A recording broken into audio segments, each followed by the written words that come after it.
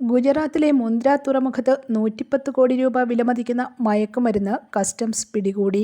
ദീർഘനേരത്തേക്ക് ഉറക്കം അകറ്റി നിർത്തുന്നതിന് സഹായകമാകുന്ന ഫൈറ്റർ ഡ്രഗ് എന്ന പേരിൽ കുപ്രസിദ്ധി നേടിയ ട്രാമാഡോൾ ടാബുകൾ അടക്കമുള്ളവയാണ് കസ്റ്റംസ് പിടികൂടിയത്. പശ്ചിമ ആഫ്രിക്കൻ രാജ്യങ്ങളായ സിയേറ ലിയോൺ, നൈജർ എന്നിവിടങ്ങളിലേക്ക് കൊണ്ടുപോകാനായി കൊണ്ടുവന്ന ലഹരിമരുന്നാണ് മുന്ദ്രയിലെ കസ്റ്റംസ് വിഭാഗം പിടികൂടിയത്. അന്താരാഷ്ട്ര മാർക്കറ്റിൽ 110 കോടി രൂപ വില വരുന്നതാണ് കണ്ടെത്തിയ ലഹരിമരുന്ന്.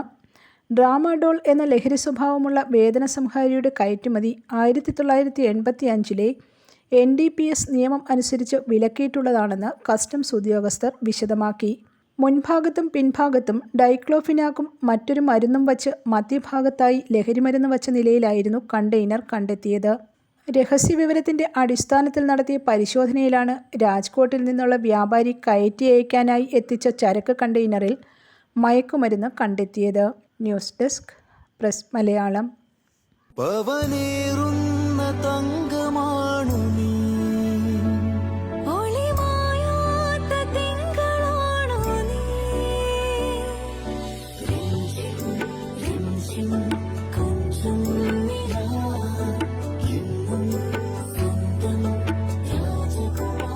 Be a Rajakumari. Rajakumari Gold and Diamonds. The trust of Travancore. Rajakumari.